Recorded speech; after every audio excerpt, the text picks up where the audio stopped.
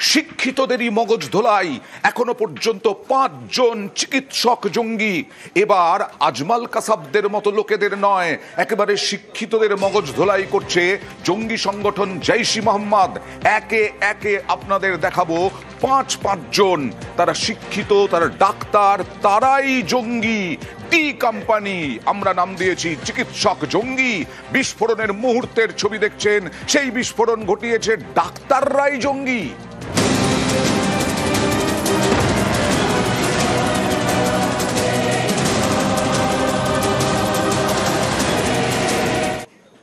এবার এক এক করে দেখুন। ডাক্তার জঙ্গি অ্যাসিস্ট্যান্ট প্রফেসর আল ফালাহ বিশ্ববিদ্যালয় উমর নবী, যাকে নাকি ওই গাড়িতেই দেখা গেছে, এবং ওই গাড়িতেই আত্মঘাতী জঙ্গি উমর নবী। আরো একজন শাহিন সঈদ, চিকিৎসক আল ফালাহ বিশ্ববিদ্যালয়েরই, তাকে গ্রেফতার করা হয়েছে ফরিদাবাদ থেকেই। ডাক্তার জঙ্গি শাহিন সঈদ মোজাম্মেলের সঙ্গী। মোজাম্মেল আল ফালাহ বিশ্ববিদ্যালয়ের চিকিৎসক, ডাক্তার জঙ্গি মোজাম্মেল। এই মোজাম্মেলকেও ধরা হয়েছে। সাজ্জাদ আহমেদ পুলওয়ামা থেকে গ্রেফতার হয়েছে, সেও আল ফালাহ বিশ্ববিদ্যালয়ের চিকিৎসক, এবং তাকেও গ্রেফতার করা হয়েছে। ডাক্তার জঙ্গি আরো একজন আদিল আহমেদ, জিএমসি অনন্তনাগ, সেখানকার চিকিৎসক। এই আদিল আহমেদও জঙ্গি। এই জঙ্গি নাশকতার পেছনে এদের ভূমিকা আছে বলেই এখনো পর্যন্ত তদন্তকারীদের মনে করা হচ্ছে, তদন্তকারীরা মনে করছেন।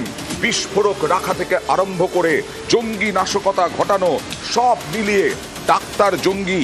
এই ডাক্তার জঙ্গি শিক্ষিতদেরই মডেল করা হচ্ছে হোয়াইট কলার জঙ্গি, এদের বলা হচ্ছে হোয়াইট কলার জঙ্গি। এবার শিক্ষিতদের মগজ ধোলাই জৈশের দিল্লি হামলায় একের পর এক চিকিৎসক যোগ। সন্দেহ এড়াতেই কি চিকিৎসকদের বোরে জীবন বাঁচানো চিকিৎসকরাই মৃত্যুদূত? কারণ এই চিকিৎসকদের সামনে রাখলে কোনো সন্দেহ হবে না, চিকিৎসকরা আসলে জীবনদাতা, তারা জীবন দেন রোগীদের, সাধারণ মানুষের। সেই সাধারণ মানুষ কোনো সন্দেহ রাখতে পারবেন না। আর এখানেই হলো দিল্লির দিলে এই সব ডাক্তার জঙ্গিদের ষড়যন্ত্রে বিস্ফোরণ।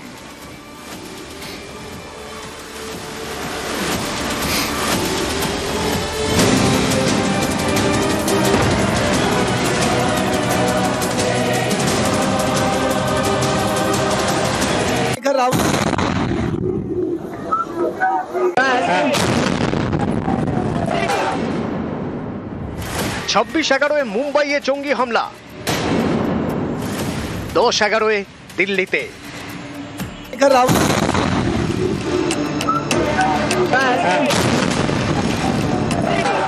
সোমবার সন্ধে জঙ্গি হামলায় রক্তাক্ত হলো রাজধানী।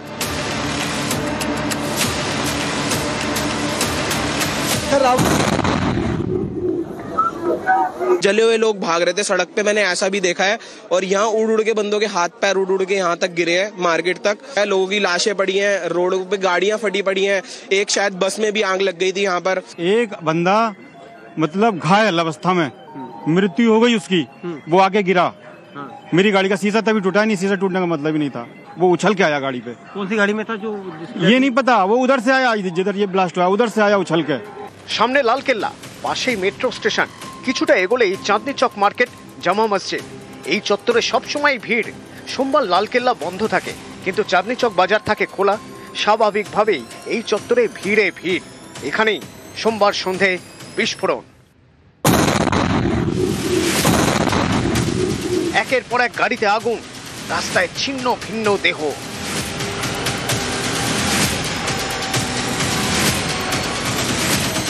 ये पुलिस वाला कोई नहीं था यहाँ मौके पर। 2 पुलिस वाले ब्लास्ट के बाद चौकी में से आए अंदर से, जो मौके पर आए। मेरे साथ जो बॉडी निकलवा रहे थे गाड़ी में से, गाड़ी में ऐसे डैमेज हो गई थी बॉडी, जो हमें चीर के मतलब पब्लिक की मदद से निकालनी पड़ रही थी।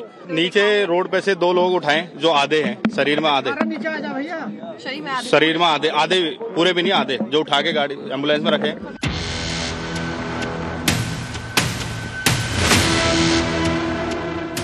এই সেই গাড়ি, এই গাড়িতেই বিস্ফোরণ।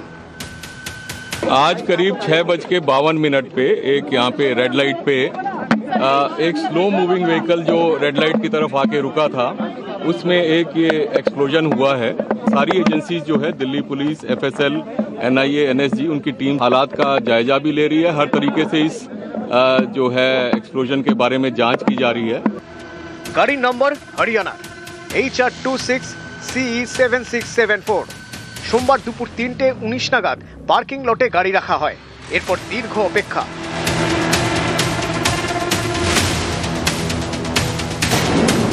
3 ঘন্টা পার্কিং লটেই গাড়িটি দাঁড়িয়েছিল। গাড়ির ভিতরেই ছিল আত্মঘাতী জঙ্গি। সন্ধ্যে 6:30টার পর ধীরে ধীরে গাড়িটি বেরোয়। কিছুটা এগিয়ে সিগন্যালে দাঁড়ায় I-20। ঘড়িতে তখন সন্ধ্যে 6:52। ভিড়ে ঠাসা এলাকা। তখনই বিকট বিস্ফোরণ।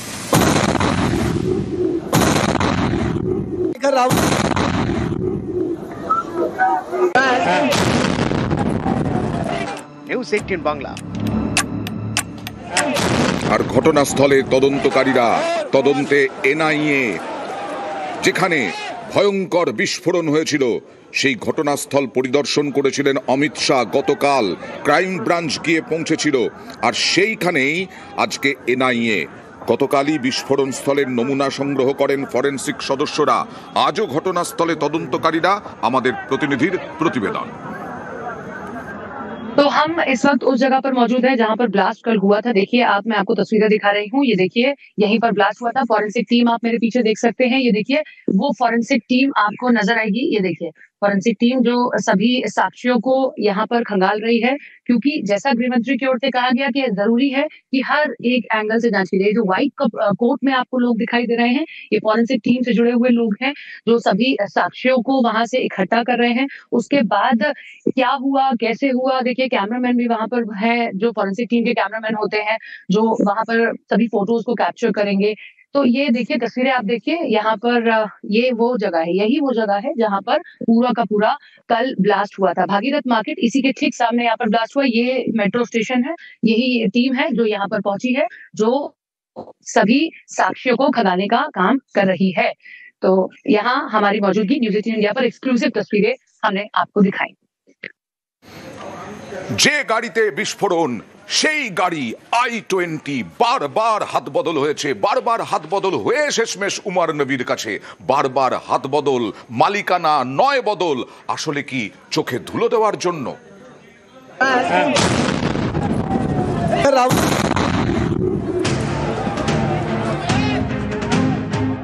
রাজধানীর বুকে আতঙ্কের সন্ধে।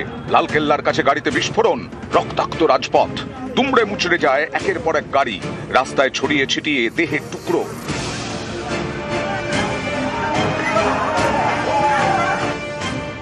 এই সেই গাড়ি হুন্ডাই I-20।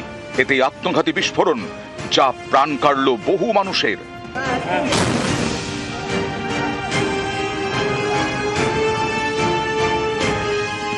হুন্ডাই I-20তে বসে থাকা এই ব্যক্তিকে দেখুন। এই সেই আত্মঘাতী জঙ্গি যে হামলা চালায় লালকেল্লার কাছে। বিস্ফোরণের সময় গাড়িতে কি আর কেউ ছিল খতিয়ে দেখছেন গোয়েন্দারা। এই গাড়ি বারবার মালিকানা বদল হয়েছে। এই I-20 গাড়ির প্রথম মালিক মোহাম্মদ সালমান। তিনি গাড়িটি বিক্রি করেন হরিয়ানার ফরিদাবাদের একটি এজেন্সিকে। এই সেই এজেন্সির অফিস। অফিসের সামনে সারি দিয়ে গাড়ি, কিন্তু অফিস অধিকাংশ দিনই নাকি বন্ধ থাকে।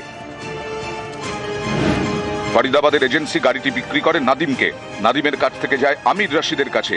সব শেষে উমর নবী। এই উমর নবী দিল্লির হামলায় আত্মঘাতী জঙ্গি। গাড়িটির এই বারবার হাত বদল কি তাহলে তদন্তকারীদের চোখে ধুলো দেওয়ার জন্য? এটাও কি তবে নাশকতার প্ল্যানিং এরই অংশ? এই সব প্রশ্নের উত্তর খুঁজছেন গোয়েন্দারা। তদন্তে তারা জানতে পেরেছেন দিল্লি হরিয়ানার মাঝে বদরপুর বর্ডার। এই বদরপুর হয়েই গাড়িটি দিল্লিতে ঢোকে। আউটার রিং রোড হয়ে পৌঁছয় ওল্ড দিল্লি। লালকেল্লার কাছে একটি পার্কিং লটে প্রায় 3 ঘন্টা গাড়িটি দাঁড়িয়ে থাকে। এক মুহূর্তের জন্য গাড়ি থেকে বেরোতে দেখা যায়নি উমর নবীকে। কেন গাড়ি থেকে বেরোলো না উমর? সে কি কারো জন্য অপেক্ষা করছিল? উত্তর খুঁজছেন গোয়েন্দারা। 3 ঘন্টা পর গাড়িটি এগোতে থাকে। লালকেল্লার কাছে সিগন্যালে ধীরে ধীরে দাঁড়ায়, তারপরেই বিস্ফোরণ। নিউজ 18 বাংলা। এই বিস্ফোরণে কি পাক যোগ মাসুদ আজহার? তার ভাই রউফ আসগরের একটি অডিও ভাইরাল হয়েছে। সেই অডিওতে শোনা যাচ্ছে, বেশ কয়েকদিন আগে এই অডিও ভাইরাল, ভারতকে হুঁশিয়ারি মাসুদ আজাহারের ভাই রউফের, প্রতিরক্ষা খাতে বিনিয়োগ করে লাভ নেই বলে হুমকি, ভারতে নাশকতার হুমকি রউফ আসগরের, দিল্লিতে অস্ত্র পাঠানো হয়েছে দাবি রউফের। দিল্লি বিস্ফোরণে পাক যোগ নিয়ে এখন চর্চা, জঙ্গি নেতা রউফ আসগরের অডিও টেপ ভাইরাল।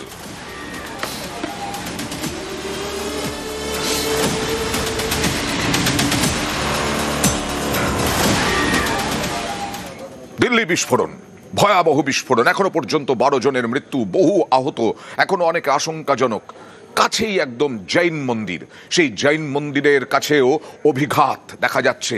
এই বিস্ফোরণের অভিঘাত ছড়িয়ে ছিটিয়ে রয়েছে, অভিঘাতের চিহ্ন রয়েছে, হামলাস্থল থেকে ঢিলছোড়া দূরত্ব। आप लोग यहाँ के स्टाफ है? कल ब्लास्ट जब हुआ था तब यहाँ पे थे आप लोग? यहाँ पे थोड़ा बताएंगे क्या हुआ था? मंदिर पे भी गिरे थे हमारे अच्छा छत पे। अच्छा उधर बर्ड हॉस्पिटल है, बर्ड हॉस्पिटल के ऊपर भी मांस के टुकड़े थे और गाड़ी के पार्ट्स थे। अच्छा, क्या मतलब कल जब ब्लास्ट हुआ फिर उसके हम बाद सभी क्या लोग हुआ? यहीं बैठे हुए थे। अच्छा फिर? एकदम से धमाके की आवाज आई, पहले तो हम खूब डर के भागने लगे, अच्छा फिर थोड़ा देखा कि इधर पब्लिक इधर भाग रही है, उधर से धमाका आया है। अच्छा बहुत बड़ा ब्लास्ट था मतलब। अच्छा तो उसके तुरंत बाद ही देखा तो यहाँ पर भी मांस के टुकड़े, उधर गाड़ी के पार्ट्स थे। छत पे तो हम रात को गए नहीं, आज सुबह गए थे छत पे, तो ऊपर भी छत पे टुकड़े थे मांस के। बॉडी के मांस के टुकड़े जी, थे। वो आके फॉरेंसिक वाले लेके गए? वो आके सवेरे लेके गए, कुछ रात को लेके तो कुछ सुबह लेके गए। अच्छा हाँ जी। अच्छा, क्या हाथ भी थी या फिर बस बॉडी के पार्ट्स थे, दिखे थे? क्या क्या था? इतना तो मुंह है, पूरा कान दिख रहा है उसमें। দিল্লির বিস্ফোরণে সব থেকে বড় হয়ে উঠে দাঁড়িয়েছে যে নিরাপত্তার প্রশ্ন, এবং প্রশ্ন যে ইন্টেলিজেন্স ফেলিয়ার, এত বড় ইন্টেলিজেন্স ফেলিয়ার কিভাবে হলো। প্রথমেই আপনাদেরকে আমি একটা জিনিস দেখাবো কোথায় বিস্ফোরণটা হয়েছে। ডান দিকে লালকেল্লা, এবং সেই লালকেল্লার যে মূল যে চত্বর লালকেল্লা, তার আগে লালকেল্লার তোরণ, মেকশিফট তোরণ তৈরি করা হয়েছে। সেই মেইন লালকেল্লা থেকে যখন আপনি এগিয়ে আসছেন তখন বেরিয়ে এসে ঠিক সামনে হচ্ছে এই সিগন্যাল। এই সিগন্যালের কাছে যে অংশটা সাদা কাপড় দিয়ে ঢেকে রাখা রয়েছে, ঠিক সেইখানেই কিন্তু হরিয়ানার সেই I-20 গাড়ি সেটি এসে দাঁড়ায় গতকাল সন্ধে 6:52 এবং তারপরেই বিস্ফোরণ। এবং সেই বিস্ফোরণের অভিঘাত কতটা ছিল, তার আশেপাশের জায়গা যেখানটাতে এখনো ঘেরা নেই, সাদা গাড়ি রয়েছে, তার সামনের অংশটা দেখলেও বুঝতে পারবেন যে এর অভিঘাত কতটা হয়েছিল। কিন্তু এবার যে মূল জায়গাটা, যে মূল প্রশ্নটা, যে কেন এত বড় ঘটনা ঘটে গেল, নজরদারি কি ছিল না? নজরদারির জন্য সরঞ্জাম সব ছিল। যে সিগন্যালে ব্লাস্ট হয়েছে ঠিক সেই সিগন্যালে আপনি যদি দেখেন, দেখবেন দুখানা সিসিটিভি সেখানে উপরে লাগানো রয়েছে এবং তার নিচে আরো দুটো, অর্থাৎ 4টি সিসিটিভি সেখানকার লাইট পোস্টে লাগানো রয়েছে। তার ঠিক পেছনে যে সিগন্যাল রয়েছে সেখানে একটি সিসিটিভি লাগানো রয়েছে। সামনে যে আমাদের ঠিক ডান হাতে, অর্থাৎ লালকেল্লার সামনে যে পোস্ট রয়েছে সেখানে সিসিটিভিও ছখানা সিসিটিভি সেখানে লাগানো রয়েছে। তার ঠিক উল্টো ফুটে, অর্থাৎ পেডেস্ট্রিয়ান ক্রসিং যেখানে লেখা রয়েছে সেখানে 2টি সিসিটিভি লাগানো রয়েছে। তার আগে আরো একটি সিসিটিভি, অর্থাৎ বলা যেতে পারে কার্যত সিসিটিভিতে নিশ্ছিদ্র বলয়ে মুড়ে রাখা হয়েছে ভিড়ে ঠাসা এই লালকেল্লা চাঁদনি চক চত্বর। এবার লালকেল্লা এবং তার উল্টো দিকেই কিন্তু এই চাঁদনি চক মার্কেট, এই রাস্তা যেটা সবসময় ভিড়ে ঠাসা থাকে। সোমবার লালকেল্লা যদিও বন্ধ ছিল কিন্তু চাঁদনি চক মার্কেট খোলা ছিল এবং এখানকার কেনাকাটা খোলা থাকায় মানুষে ঠিক করছিল। ফলে এত সিসিটিভি রইল। যারা বিস্ফোরণ ঘটাতে আসলো তারা এর আগে কি রেকি করেছিল? যদি রেকি করে থাকে তাহলে এত যে সিসিটিভি বসানো রয়েছে সেখানে নজর পড়লো না কেন? দ্বিতীয় প্রশ্ন, এখানকার যে পার্কিং লট রয়েছে সেখানে 3:19 গাড়ি, হরিয়ানার সেই গাড়িটি এসে ঢোকে এবং গাড়িটি ঢোকার সময় সেটি দেখা যায়, সিসিটিভিতে তার লগ রয়েছে, সেখানে ঢোকে এবং সেই পার্কিং এ গিয়ে সে 3 ঘন্টারও বেশি সময়, 6:30টার পরে সেই গাড়ি সেখান থেকে সেই পার্কিং থেকে বেরোয়। প্রত্যক্ষদর্শীদের ভয়াবহ অভিজ্ঞতা, গৌরীশঙ্কর মন্দিরের কাছেই বিস্ফোরণের শব্দে আতঙ্কে হুড়োহুড়ি। পুলিশের বিরুদ্ধে গাফিলতির অভিযোগ প্রত্যক্ষদর্শীদের। বিস্ফোরণের ৪৫ মিনিট পর ঘটনাস্থলে পুলিশ। বিস্ফোরণের সময় মন্দির ভিড়ে ঠাসা। ब्लास्ट इतना जबरदस्त था कि मंदिर के झूमर तक सारे हिल गए। इसके बाद किसी को ये नहीं पता चला इन्हें सिलेंडर फटाया क्या। 45 मिनट तक कोई पुलिस नहीं थी, कुछ नहीं था। जब न्यूज आने लगी है, जब थोड़ा लोगों को आइडिया हुआ, लेकिन इसमें बहुत बंदा हुआ। इस समय इतनी भगदड़ हुई, सब ना बैग छोड़ के सब भाग गए थे। सब इधर की तरफ भागे कि जो चांदनी चौक जो मेट्रो स्टेशन है उधर की तरफ भागे, हम निकले। काफी तादाद में डेथ हुई है। शासन प्रशासन ने उसको छुपा दिया। एम्बुलेंस तक नहीं थी यहाँ पर, बॉडियां रोड पे पड़ी थी। जिस समय ऐसी गिरी बॉडी, यहाँ की जो गर्दन गिरी है ऐसा लगा फुटबॉल गिरी है। 8 बजे जब धमाका हुआ तब मंदिर डगडगा उठी, पूरा मंदिर। हाँ, कुछ लोग जान बचाए, कुछ लोग जान गंवाए। भीड़ जबरदस्त थी। तो आप लोग उस तरफ जाने की कोशिश की, लेकिन वहां जाने की हिम्मत नहीं पड़ी जाने की। ये कितना दर्दनाक था। আর এই পার্কিং লট যেখানে 3 ঘন্টা গাড়িতে ছিল, সেই পার্কিং লটের কর্মী জয়বীর লালকেল্লার সামনে বিস্ফোরণে মৃত্যু। দিল্লির হাসপাতালে আহত হয়েছেন, দিল্লির হাসপাতালে ভর্তি। বিস্ফোরণ, মৃত্যু, তার মধ্যেই পার্কিং লটের কর্মী জয়বীর দিল্লির হাসপাতালে ভর্তি আহত অবস্থায়। लाल किले पर पार्किंग लगाते हैं 2 नंबर गेट पे। गिन को ये नहीं पता चला मैं कहाँ हूँ कहाँ नहीं। एकदम किसको धमाका हुआ, एकदम गिन को जे पता चला वहाँ साथ वाला गिर गया। इसके बाद पता नहीं कहाँ चोट लगी, कहाँ गई। वो कहता मुझे कुछ पता ही नहीं है जो हुआ उसको, तो गिर गया वहाँ, तो उसको साथ वाले ले गया, बाल छोटा के लगा। हाँ अभी ठीक है, चल फिर रहे हल्का फेस, लेकिन फटा हुआ थोड़ा सा मजबूत टाइप के लोग हैं, इसलिए बच गया। দিল্লির হাই সিকিউরিটি জোন, সেখানে এইভাবে 3 ঘন্টা পার্কিং লটে দাঁড়িয়ে থাকলো একটি গাড়ি, কেউ নজরে আনতে পারলো না। এখানেই তো প্রশ্ন উঠছে, তারপরে তো বিস্ফোরণ লাল সিগন্যালের কাছে। দিল্লি নিরাপত্তা কোথায়?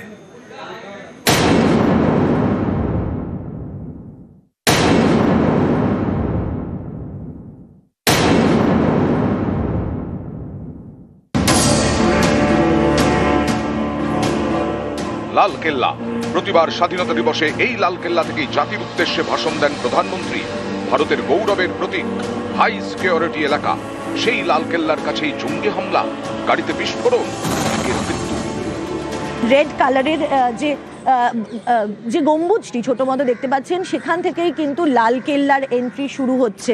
এবং ফলে বুঝতেই পারছেন যে লালকেল্লার মূল যে লালকেল্লা রয়েছে সেখান থেকে বিস্ফোরণ স্থলের দূরত্ব মাত্র কয়েকশো মিটারের।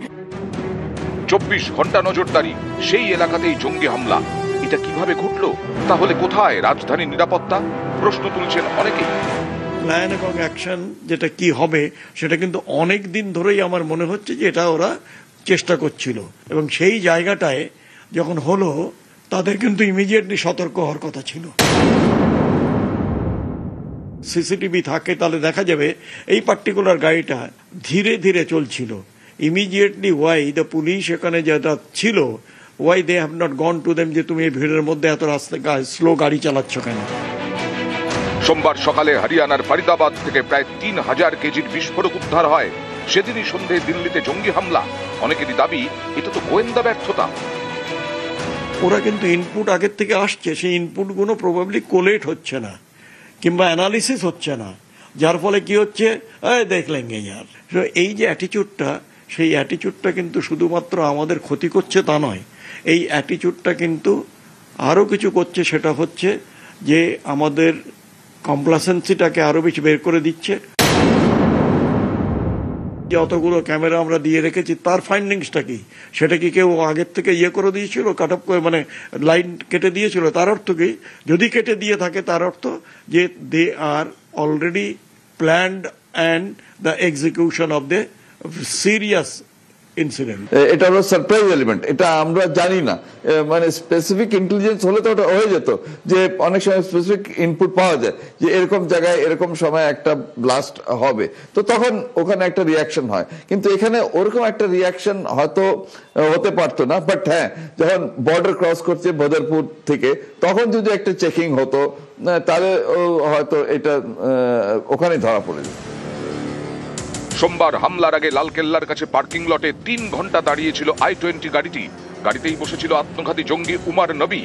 একবারের জন্য গাড়ি থেকে বেরোয়নি। এমন হাই সিকিউরিটি এলাকায় একটা গাড়ি 3 ঘন্টা দাঁড়িয়ে রইল, অথচ কারো নজরে পড়লো না। এটা কিভাবে সম্ভব? কোথায় ছিল পুলিশ? কোথায় ছিলেন নিরাপত্তারক্ষীরা?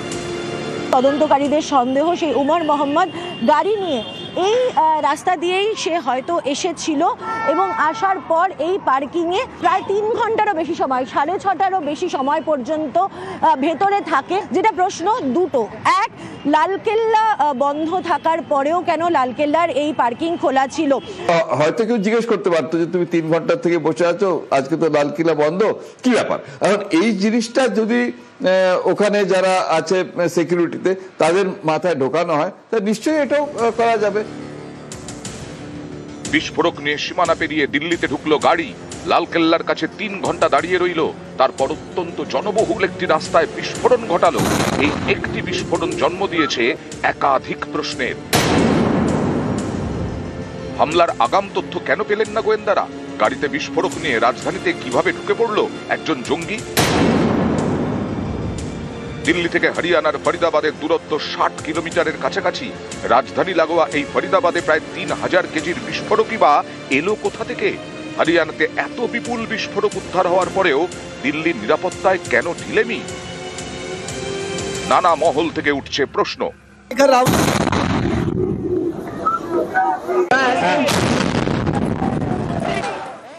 জঙ্গি হামলায় রক্তাক্ত দিল্লি, দোষীদের রেয়াত নয়, হুঁশিয়ারি প্রধানমন্ত্রীর। জঙ্গি ষড়যন্ত্রের শিকড় খুঁজে শাস্তির হুঁশিয়ারি নরেন্দ্র মোদীর। बहुत भारी मन से आया हूं। कल शाम दिल्ली में हुई भयावह घटना ने सभी के मन को व्यथित कर दिया है। मैं पीड़ित परिवारों का दुख समझता हूं। आज पूरा देश उनके साथ खड़ा है। मैं कल रात भर इस घटना की जांच में जुटी सभी एजेंसियों के साथ, सभी महत्वपूर्ण लोगों के साथ संपर्क में था, विचार विमर्श चलता था, जानकारियों के तार जोड़े जा रहे थे। हमारी एजेंसियां इस षड्यंत्र की तह तक जाएगी। इसके पीछे के षड्यंत्रकारियों को बख्शा नहीं जाएगा। All those responsible will be brought to justice. দেশের রাজধানীতে জঙ্গি হামলা, নিরাপত্তা নিয়ে প্রশ্ন কংগ্রেসের। জবাব দিতে হবে কেন্দ্রকে, তোপ কংগ্রেসের। प्रधानमंत्री तो भूटान चले गए, लेकिन जो चिंता और भय का माहौल पूरे देश में उपज रहा है, देश के मन में बहुत सवाल हैं। उन सवालों के जवाब जब तक नहीं मिल जाते, अब ये ब्लास्ट क्या था, किसने कराया, एक्चुअली क्या है ये, जब तक सरकार ये हमें नहीं बताती तब तक इस पर कोई टिप्पणी करना वाजिब नहीं होगा। बहरहाल एक भय का माहौल है, देश की राजधानी में है। देश की राजधानी में यूं इस तरह से ब्लास्ट होना अपने आप में बहुत सवालों को जन्म देगा। এক্সে পোস্ট করে অভিষেক বন্দ্যোপাধ্যায় নিরাপত্তা নিয়ে প্রশ্ন তুললেন। দিল্লিতে বিস্ফোরণ প্রশ্নে নিরাপত্তা, দেশের নিরাপত্তা নিয়ে প্রশ্ন অভিষেকের। আদালতের নজরদারিতে সিটের দাবি অভিষেকের। দিল্লির আইন শৃঙ্খলার দায়িত্বে কেন্দ্রীয় স্বরাষ্ট্রমন্ত্রক, সেখানে কিভাবে নিরাপত্তার ত্রুটি প্রশ্ন অভিষেকের। ফরিদাবাদে বিস্ফোরক উদ্ধারের প্রসঙ্গ টেনেও খোঁচা।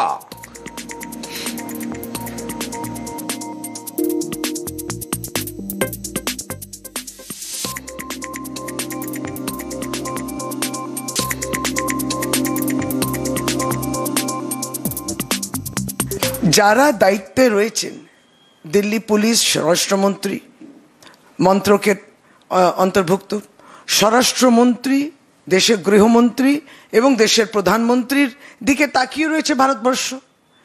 কিন্তু আমরা আস্থা পাবো কোত্থেকে? পার্টির পক্ষ থেকে আমরা দেশের স্বরাষ্ট্রমন্ত্রীর আমরা ইস্তফা চাই, তার আমরা রেজিগনেশন চাই। দেশের গুরুত্বপূর্ণ যিনি প্রধানমন্ত্রী, স্বরাষ্ট্রমন্ত্রী নির্বাচন নিয়ে ব্যস্ত, সেখানে কোথাও না কোথাও আমাদের দেশের প্রতিরক্ষা, আমাদের দেশের বর্ডার, আমাদের দেশের অভ্যন্তরীণ সুরক্ষার সঙ্গে কম্প্রোমাইজ হয়েছে। যখন ইউপিএ সরকারের অংশ মমতা বন্দ্যোপাধ্যায় ছিলেন এবং তার আগে কংগ্রেস নেত্রী হিসেবে তিনি কেন্দ্রের মন্ত্রীও ছিলেন, তখন ভারতবর্ষে কতবার বোম বিস্ফোরণ হতো তার হিসেবটা একবার আছে? যদি সেই সময়কার বোম বিস্ফোরণের হিসেব এবং তাতে যদি স্বরাষ্ট্রমন্ত্রীর ব্যর্থতা ধরতে হয়, তাহলে তো প্রতি মাসে একটা করে নতুন স্বরাষ্ট্রমন্ত্রী ভারতবর্ষে তৈরি করতে হতো, এত বোম বিস্ফোরণ হতো। তার সরকারের কোনো একজনের কি এই নৈতিক অধিকার হয় বা নৈতিক অধিকার আছে এই ব্যাপারে প্রশ্ন তোলার?